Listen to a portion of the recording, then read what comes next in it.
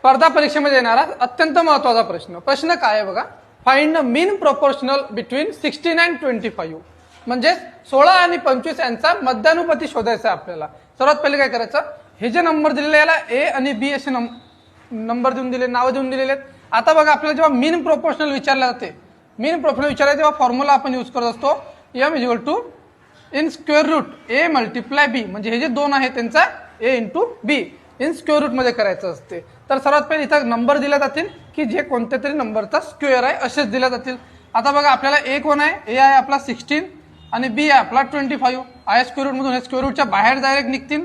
हा होणार आपला 4, हा होणार आपला 5, कारण की 4 चा स्क्वेअर आहे 16, 5 चा स्क्वेअर आहे 25. या दोघांचं मल्टिप्लिकेशन झालं, आन्सर आला 20. आपला ऑप्शन क्रमांक बी. जर एक्झाम्पल समजलं असेल तर एक एक्झाम्पल तुमच्यासाठी. याचा आन्सर कमेंट करा आणि व्हिडिओला जास्तीत जास्त प्रमाणात लाईक करा, शेअर करा. थँक्यू.